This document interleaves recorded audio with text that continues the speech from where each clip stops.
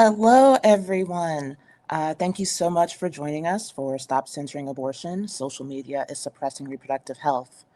Our Stop Censoring Abortion campaign came about because we had been hearing that users across several different platforms were having abortion-related content taken down or suppressed. In collaboration with our allies, including Plan C, Women on Web, Repro Action, and Women First Digital, we launched the Stop Censoring Abortion campaign to collect and amplify these stories and analyze the takedowns, deletions, and bans. My name is Kenyatta Thomas. I'm the social media and video manager at the Electronic Frontier Foundation, and I will be your host for today's discussion. For those of you who aren't familiar with the Electronic Frontier Foundation, EFF is a nonprofit whose technologists, activists, and attorneys have been fighting for your online privacy and free speech since 1990. Before proceeding, we have a few housekeeping items to go over. So we will be recording this session, but only video of our speakers will be included.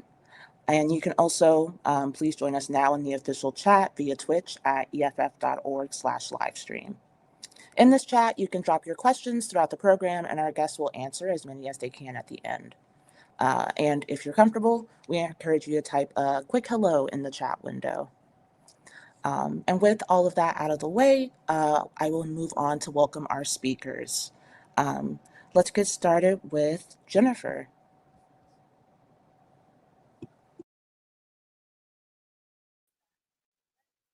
Hi, everyone. I'm Jennifer Page. My pronouns are she, they, and I am the social media manager for M&A Hotline. And hi, everybody. I'm Angie G. Marie. I'm the co-director with Plan C, and Plan C is the information campaign on how people are accessing abortion pills online for safe abortions at home. Hi, everybody. My name is Venno Alasiuroa. I'm the director of Women on Web. Women on Web is an online abortion service based in Canada, facilitating online access to abortion pills around the world, including US since last year. And now we'll move into a discussion. I have a few questions for everyone. Plan C and Women on Web helped to coordinate and jumpstart this campaign. And the M&A Hotline was one of the many organizations that submitted a response to our survey about their experience of having content taken down on social media. So we have a few different perspectives on this stream, but with that, we'll move into our first question, which is, how does all of this impact abortion seekers, and why is this censorship important? I'm happy to jump in. I mean, Plan C has been active on social media for many years now, and just started observing that sometimes our posts were not reaching people, or even more concerning, they were being taken down, or our accounts were getting blocked or taken down. And we were in some ways grateful to have other partners who were sharing their own experiences, because what we were doing is post by post, like, all right, let's try what we can to counter some of these blocks. And it was unfortunate to learn that we weren't the only organizations and the only accounts that were experiencing this.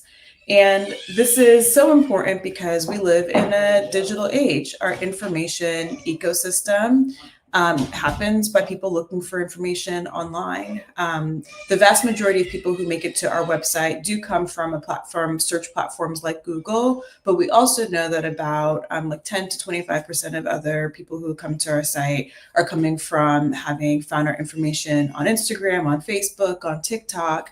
And people are going to these platforms for information. And we live in a world where the accuracy of what you might find online is sometimes questionable. And so for people who are looking for trustworthy, evidence-based, and accurate sexual and reproductive health information, it's really important that organizations like ours, who've been doing this work for a really long time, who have evidence-based messages to share, who have resources and hotlines that they want to make sure people know about, are visible, because otherwise we're leaving a huge information vacuum online. So the censorship is, patently wrong. There's no reason why people shouldn't be able to get accurate abortion information, sexual and reproductive health information. But this censorship is especially important because people are naturally using these platforms every single day to get information about a whole host of topics, including abortion access. I'd like to add that Meta, TikTok, and other social media platforms make a ton of money off of their users and people who are on Instagram daily, hourly, and they're doing a real disservice to those followers by censoring life-saving information. Here at the Miscarriage and Abortion Hotline, this is a very time-sensitive situation where people are texting and calling our hotline at home self-managing an abortion, and to have our message stifled like that, it's abhorrent and it should not be happening. Yeah, and like people literally are, they either the censorship is delaying their access to care, or they may not even get the care they need at all on time.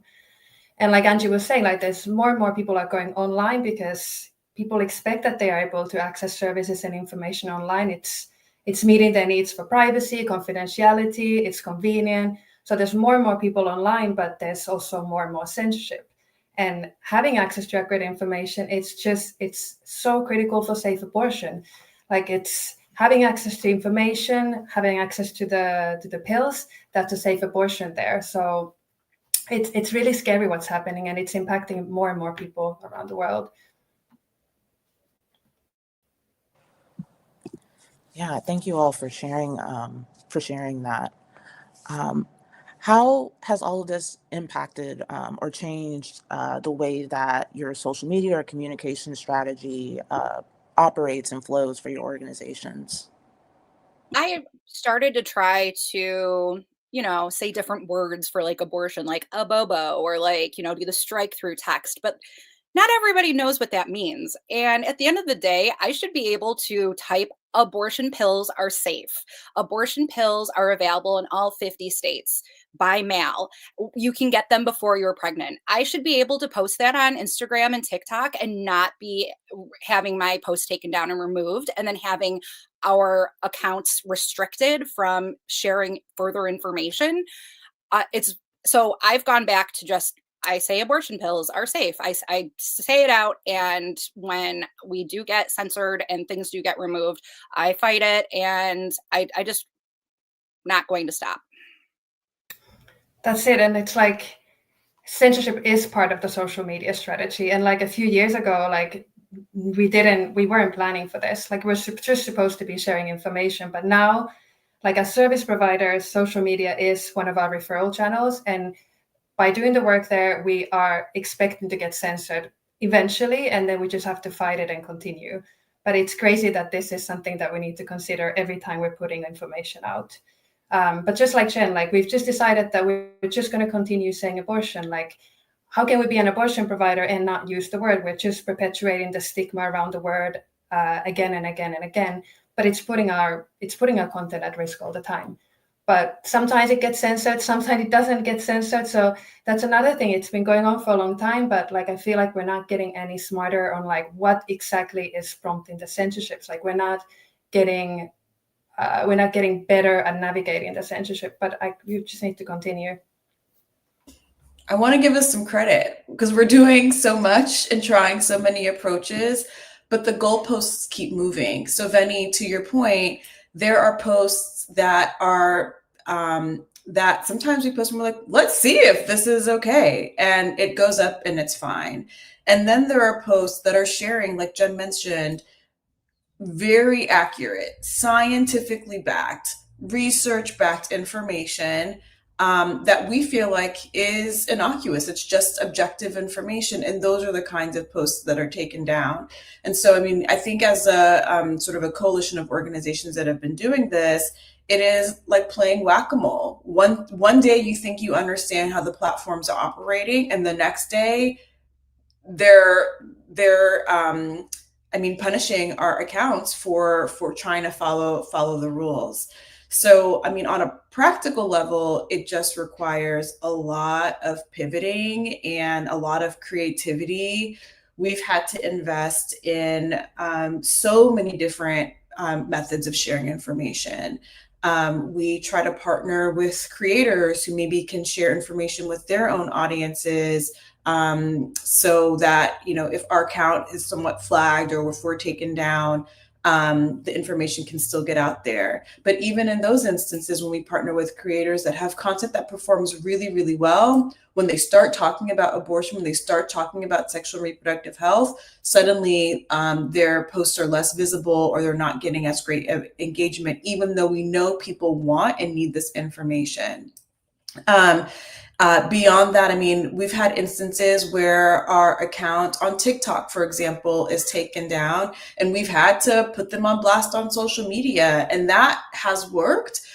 But it takes time to then organize our digital community to take action, to call out these platforms when, again, the information that's being shared is objective information. It's telling the truth about what's happening in the abortion landscape in the United States.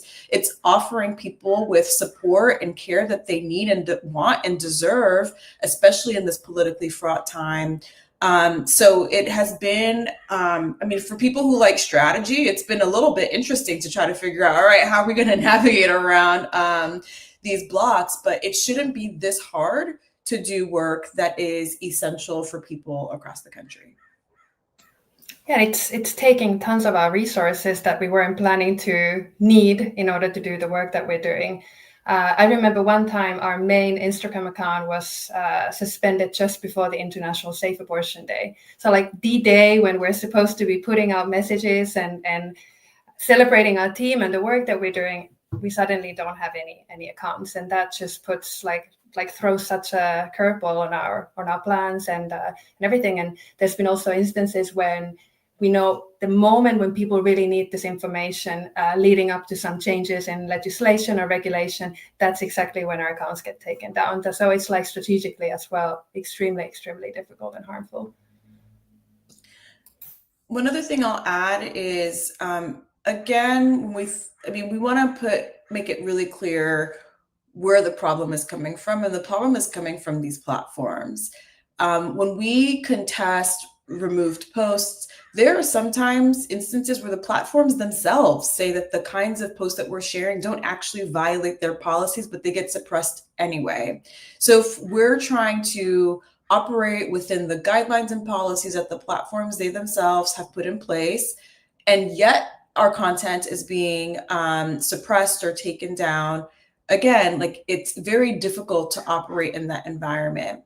The other thing I want to know is that the policies themselves often, at least with our work in our organization, they display a complete misunderstanding of the work that we do. Plan C is an informational resource. We are a public health research campaign that documents how and where people are accessing abortion pills online. We don't sell pills. We don't provide pills. We're not providers.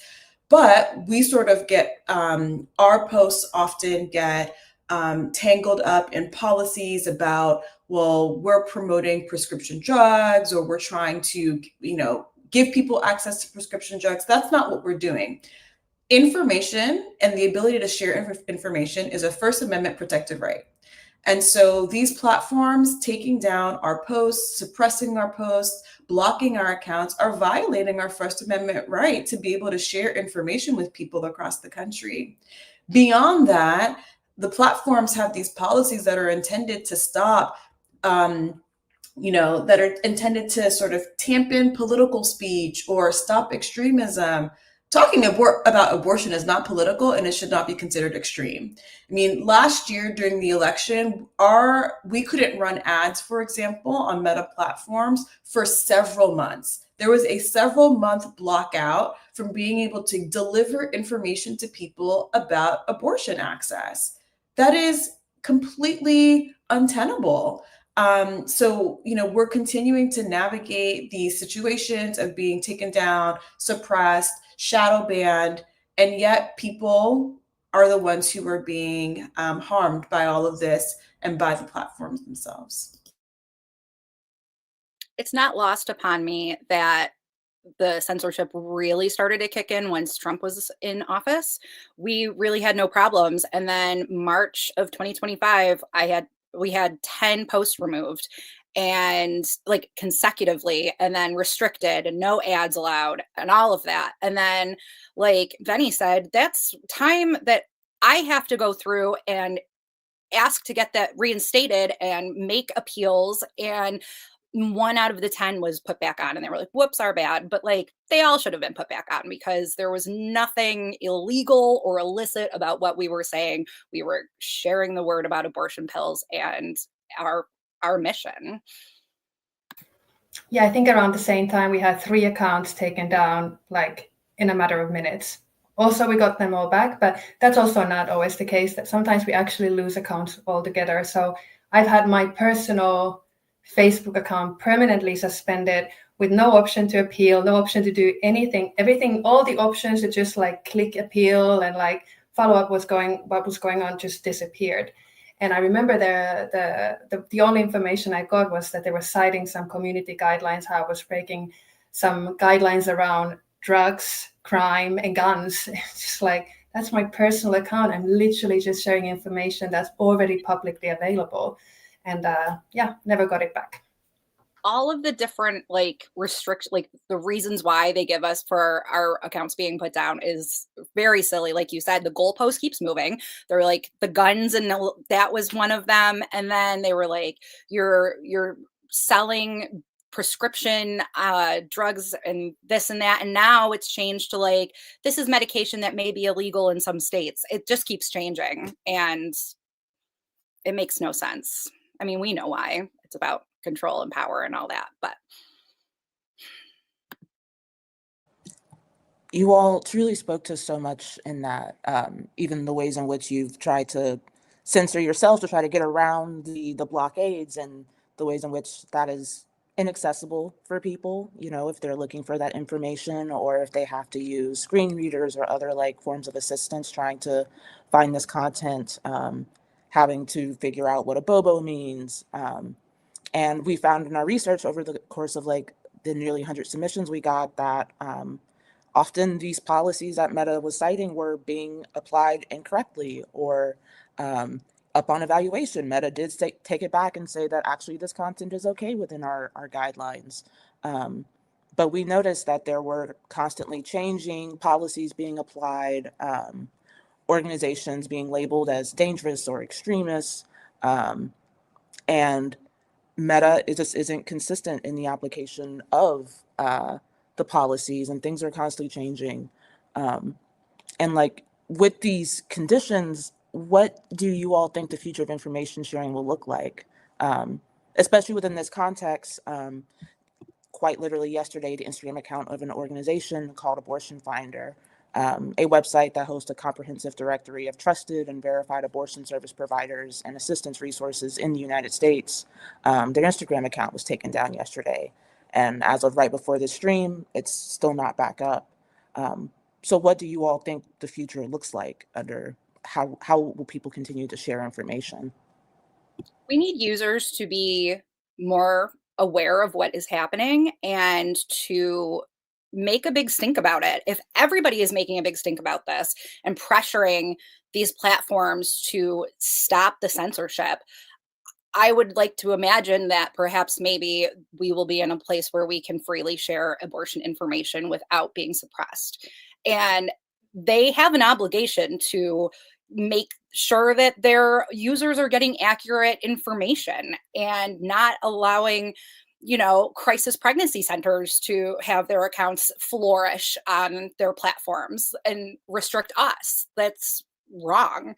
So I would like to imagine that perhaps we could really put some pedal to the metal and get people fired up about this, because abortion is safe, abortion's normal, and we have a big job to do making sure people get access when they need it.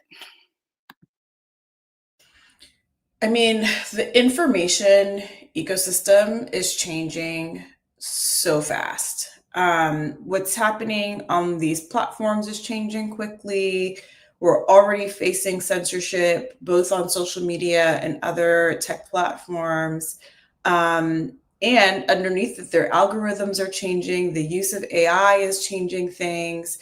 And so there's work that we do as a movement to stay up to date on how the platforms are evolving. And that is part of our responsibility to adapt to the future of how information flows. So, as mentioned, I mean, we're always trying new tactics. So, how we partner with other organizations to disseminate information is really key. I think building community online and offline is essential. One of our team members at Plan C has been spearheading this 50-state road trip that is doing on-the-ground events that share information about abortion access. And so it's part of it's part of investing both in the online information ecosystem, but building offline connections and trust so that people are spreading information in communities that they rely upon. And then the other thing, like I mentioned before, that we're really focused on is what are we doing about AI? I mean, we see that AI gets embedded within these social media platforms, but it's also people are using ChatGPT and the Google AI search results to get information, and the results are extremely mixed as to whether that information is correct. And we hope that the platforms want to do better. And so we're trying to figure out how do we evolve our work to adapt to what these these LLMs are sort of aggregating in terms of information. So, it's a lot of work. And for those of us who started this work because we cared about people getting access to accurate information, this is just an added dimension so that we can keep up with what's happening in the information ecosystem. But it's absolutely insane, frankly, that Abortion Finders Instagram account would be taken down. I mean, we've had our friends at SYA, Shot Your Abortion, get their Instagram accounts taken down. And Abortion Finder is an essential resource. I mean, we get a lot of people visiting our website through Abortion Finder. So it is really important as a movement to make sure that each one of our organizations, our accounts, our websites are strong, because it is vital to an abortion seeker's journey to know that, to have this entire sort of very robust ecosystem able to operate. Yeah, I guess, the situation it's discouraging, right? It feels scary. It's frustrating, but something that I draw inspiration and hope from is this community. Like Jen, you were saying, like, people should know better what's going on social media platforms, but it's the same applies to us, abortion activists and providers. And I do feel like there is this growing shared understanding what's happening to us. Because like 5 years ago, when we started getting more vocal and understanding, looking at what's going on to our accounts and our websites, like we really felt like we're alone, like something's wrong with the content we're putting out. There's something wrong with our website and our social media accounts. But the moment we started speaking to other people, we realized that it's happening to all of us. And then when we're coming together, we're sharing information, these strategies and tactics, how we can navigate this better. Like, I don't think we're going to be able to, in the short term, stop this from happening. But I think it's really important that we're having a shared understanding of the censorship too. And Angie, to your comment about ChatGPT, at the moment, one of the biggest referral channels is that. And it's kind of reassuring in some ways that, okay, well, at the moment, at least people are finding the right information and they're getting to us. But like AI is changing so fast, like it's scary, it's unsettling. Like, who knows how long we're going to have this window of opportunity where people are finding us. Like, probably the results are already mixed, right? Like, people are already getting biased, harmful content from there, and we're just seeing a little slice of that coming to us. So it's definitely making us think, like, what does information sharing look like right now? Like, it's so much more complicated than just putting a website up. There's a complicated battle that we're facing. And I want to acknowledge, I see people are sharing things in the chat and in comments, and there's one question about how information is being archived, and it's a great question, and that work is happening. I know the Plan C website, for example, has been archived in the past, and in this political environment, we are always thinking about and putting steps in place to make sure that there's different iterations of the website out there in the world, such that if for whatever reason our website is taken down, this information still exists. And those threats are real. I mean, Plan C has been named in legislation at the state level, where anti-conservative politicians or anti-abortion and conservative politicians are trying to censor the internet. They want to control the information that people get to see online. And so they've named Plan C and other internet service providers in an attempt to get our website taken down. And so those threats are real. So far, they're not working. And we hope that, we can continue to rely on some of the protections that exist, but the landscape is really challenging. And I mean, the concept of the law these days it now feels more like a concept than ever before, because the ways in which this administration is able to move, the ways in which state elected officials are trying to move to take down this information and eliminate the rights of their communities is really startling.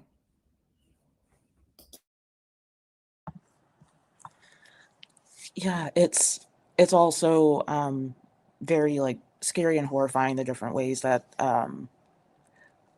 platforms and legislators are also trying to innovate about how to suppress this information. But as y'all are continuing to do this work and continuing to share this information, is there any advice or words that you would share with abortion rights activists or other folks who want to help spread information? At the end of the day, we must continue to be relentless and never stop spreading information and resources. I as a personal activist, will never shut up about abortion. I literally have it on my knuckles. I will never stop. Everybody deserves to have bodily autonomy, and just keep going. And if they take your account down, make a new account. We just won't stop. End of the day, we're not going to stop. Exactly. It feels really frustrating. It feels like we're against these big tech giants that we cannot we can never win the battle, but let's just continue. The more information is out there, the better. And like we said earlier, sometimes we don't really know what's going on with our accounts. We have had a good stretch recently that nothing has been censored. Great. But when we do get censored, then we're just going to create another account or another website. So, it's frustrating to have this whack-a-mole strategy going on, but we're playing it too. So let's just continue. I'd also say, practically speaking, for us, when we've had to navigate these challenges, one way that we navigate them is by sort of going through the appeals process that the platforms have. But what we've also found to be effective is if we can find someone inside of any of these companies and alert them to what's going on. And so I offer that because if you know people inside of these platforms who care about bodily autonomy, let them know that this is going on. I can't imagine that the thousands and thousands of people who work for these platforms agree with the idea that essential health information should be taken down. And so I think that there are opportunities to organize people who work within these platforms to push them to do better. We definitely should be calling them out as much as possible so that they understand that their users see what's going on. And I think it's about building community with one another. I mean, the way that this work started is that, we were starting to share with one another, okay, well, this is what's going on with our account. What are you experiencing? And the work that EFF has done to evaluate and analyze all of those submissions, 100 submissions from organizations saying that their accounts were taken down. I mean, that is a groundswell of organizations working together to highlight how these platforms are suppressing and censoring abortion and sexual reproductive health information. So we have to find ways of working together. Also, practically speaking, there are ways if you're posting something, get other activists that you work with to also share that. One of the things that we also think about is how do we work across movements? So, in this era, are we working with environmental rights organizations and immigrant rights organizations to make sure that this information is not sort of just staying in the abortion silo, because everyone needs access to it and we're stronger when we work together. So, there's a lot of different ways that we can be adapting to this unfortunate reality to make sure that people get access to essential information. Yeah, and it's not a coincidence that the fight for abortion rights is moving to digital space. It's the fight is there because it's also it's working. Like internet and abortion pills together, they're just transformative. Like access to information is so powerful. People are all the time, despite the censorship, they're finding abortion pills. They're finding how to use them. They're getting support online, and then they tell their friends. So it just keeps on going. Like in some ways, like this is unstoppable. Like it's frustrating the censorship is happening, but it's also what we're doing, it's working. Oh, y'all truly like gave me chills just hearing that. It's unstoppable. Truly powerful work that you all are doing. That is the conclusion of the questions that I have, but we have some questions that have come in from the chat. We have one here from Orca Show. As a suggestion, Louis Rossman on his channel started his Clippy movement to empower and promote right to repair and personal privacy. Is there a similar concept that you think could help abortion and women's health?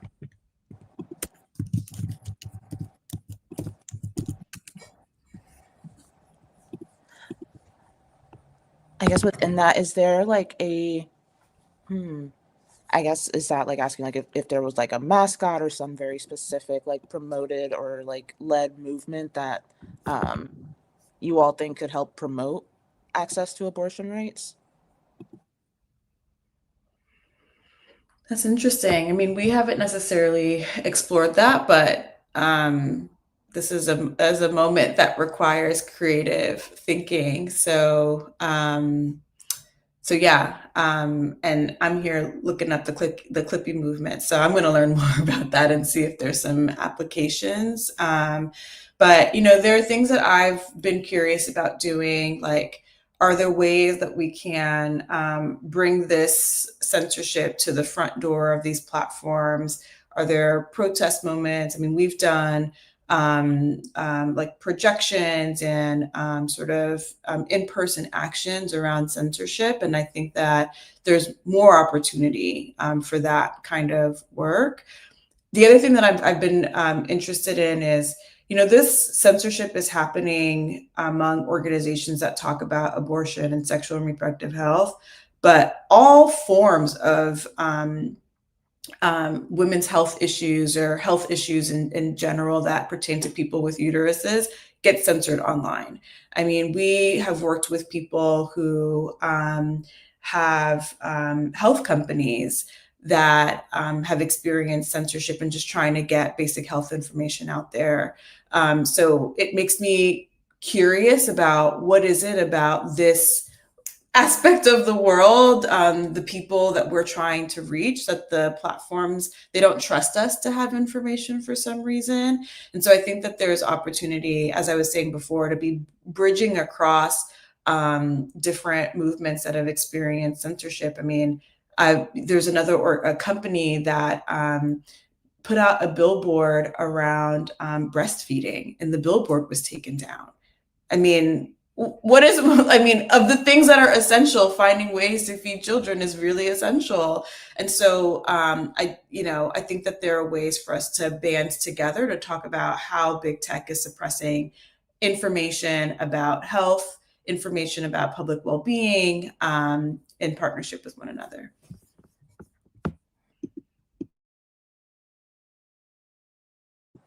Yeah, you spoke to something really important. In the organization Center for Intimacy Justice, we leaned on their research and read their reports because they have been studying the ways in which Meta has been censoring health ads related to women's health and the health of people of diverse genders, very specifically the ways in which that content and those ads are very strategically rejected, while very similar ads for people who are male identified don't tend to get removed or taken down. Um, so that's something that has been ongoing. We have another question here. Uh, are there other platforms where you're sharing information that are less vicious about suppression?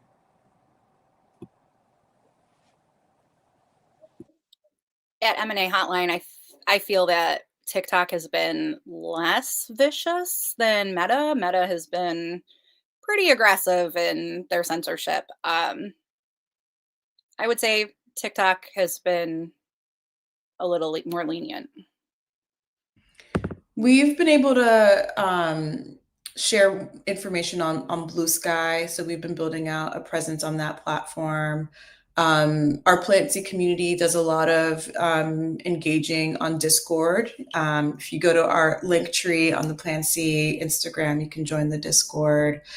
So those platforms have been great. It's not a social media platform, but there is a very active our abortion chat on Reddit. And that's a place where people are also sort of going with questions, and it's a very well moderated sub. So yeah, there are some platforms, but I think one of the challenges, like having to build new audiences somewhere else when we have an audience of people who want our information that we're not able to get information to. So, and I think the irony of all of this is we have in a chat about this IG Live, we're having trouble getting it streamed on the Plan C, our Plan C page. And the reason for that is because our ads have been rejected recently for quote unquote violating community rules. So it's happening all of the time in unanticipated ways. And again, it just makes the important work of getting information out there so much more difficult. Yeah, we operate in so many countries, and we have like 10 to 15 social media accounts active at any given moment. So we've just stuck with Instagram and Facebook, and we haven't had the resources to exactly do what Angie was saying, like building an audience elsewhere. But definitely a big shout out to the subreddit abortion. Like that's big. Like we can see how important of a resource it's become for our care seekers. We're getting so much referrals from there, and in some ways Reddit is that subreddit, and the moderators there are helping our care seekers too when they go back to them to ask for information when our help desk is not available. So it's a really nice example how the abortion ecosystem is working, and we're all coming together to support people. Meta is in my opinion, the biggest platform that people use daily. And that is the biggest one that should be allowing this information, this vital information that is saving lives. They should not be suppressing it, because that's where all of us get our most audiences, and they shouldn't have to go find like Twitch or Discord or any of these other platforms that maybe they wouldn't normally use, because Instagram and Facebook are what they use daily. It's very frustrating. Truly, and so frustrating to hear that the is what Meta is saying to Plan C about the stream is often something that we saw a lot in our reports, is that and submissions from people, we asked for screenshots of what Meta was saying to them about why their account was taken down or why the post was taken down. And often it just said community guidelines, or um, again, like varying different policies were pulled and like alleged to have happened in this circumstance. And our research showed, and as we like looked over these submissions over and over again, almost none of the submissions violated any community guidelines. Every post was within the community guidelines, didn't violate anything. And there's a lot to be said about one of the calls that we have for Meta and like other platforms who are seeing these reports and having this happen is expanding human review, or doing something to make this process easier for people to appeal and for this information to stop getting flagged in the first place. Um, we have another question. Are you working with the international community to crowdsource and consolidate a coordinated response to these platforms? For example, combine donations for Times Square billboards and similar. That's an interesting idea. I mean, we definitely connect with, this censorship is definitely global, and some of the incidents that EFF has documented come from partners in other countries.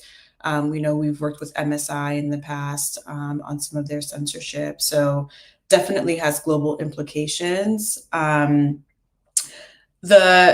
we haven't specifically done that piece, but one thing that I'm becoming curious about, having talked with an organization that focuses on addressing digital hate and censorship, is countries in the EU have really strong protections for internet users. And there are likely ways in which the technology companies based in the United States are violating the rights of people in the EU by suppressing and blocking this information. And so, we haven't had the bandwidth to really think about that, but it is helpful to people in the US when other countries are strengthening their privacy or transparency laws. And so I'm curious about how we can be leveraging those basically to show that these US-based companies are not operating in good faith. Yeah, the censorship is definitely an international issue. It's happening around the world. And it's interesting how it's behaving differently too. Like we have at the moment, we don't run any ads on Facebook, but partially because we just won't get anything through. But when we were doing that more often, we could see that information ads in English language were censored pretty fast. But then, let's do an ad in Hungarian, let's do an ad in another language, and information will go through, or the ads will go through much faster. So it's the policies are, not only are they misinformed, but they're also applied very inconsistently, and says a lot about where the companies are also based in the US, and everything is US centric and based on English language. So we've been able to sort of take advantage of this, but of course it says something else about their policies too.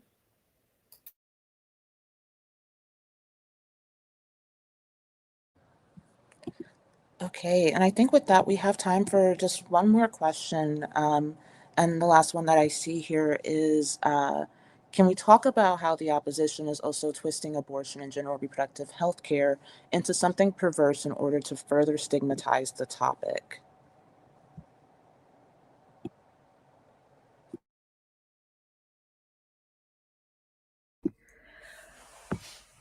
The way that I react to that is, it is true that is happening. What's also true is that people are finding a way to take care of themselves and their needs. We've seen visits to the Plan C website grow dramatically since the fall of Roe. We get about 2 million visitors a year. We've seen steady growth on our platforms and people interacting with this information. And factually, the number of abortions since the fall of Roe has actually been increasing. And more people are getting abortion care through telehealth and through alternative methods. We were on a call a couple of months ago with this notable sort of abortion legal scholar, and he was saying the opposition is testing every aspect of this landscape, and the landscape is holding. So it is true that that there is twisting and trying to make abortion care and reproductive health into something that seems a bit more perverse. They're certainly trying to stigmatize. They're certainly trying to find ways to criminalize people for getting the care that they need. But people are still out there doing what they need to do to take care of themselves, to take care of their communities, and get the care and the information that they need. And that, in all of this, it's hard to find hope, but that does give me hope. That's a very positive thing. And I think when Jen and when Benny say all we can do is keep sharing the information, that is true, because we are finding ways to share information and we see that it is working. People are getting what they need. They're getting the information. They're getting the care that they need. And so we just have to keep it up. And the opposition's going to do what the opposition's going to try to do, but we have to stay laser focused on our goal of making sure that this information spreads as far and as wide as possible, no matter what. When we talk about how the platforms keep moving the goalpost and changing their community guidelines and all that, we're adapting and changing too. We are, once again, relentless. It won't stop. We will never stop sharing information about abortion pills. We will never stop sharing information about how to obtain a safe abortion. Laws aren't real. They don't matter. We're going to do it anyways. And the opposition, they got nothing. They really have nothing. And the outright lies and misinformation that they spread, people are seeing that and they're realizing how they're being swindled. And everybody needs abortion access. Doesn't matter what political background you have, everyone needs to have abortion access, and they get it when they need it because we won't stop. Yeah, what else can I add? Abortions have always happened, right? Like they've always happened. There's actually more of them happening right now. So really just like good luck. People know, more and more people know what their rights are and they're asserting them. And yeah, there is this opposition, but it's also creating a very resilient and creative counter movement. And like more and more people who may never need abortions in their lives or had never heard of abortion are now connecting that to the broader struggle of human rights. So it's a mixed feeling, you know, like sometimes I'm discouraged and frustrated, but then when I look around and I look at especially the resilient and creative movement that's out there, like I do feel hope.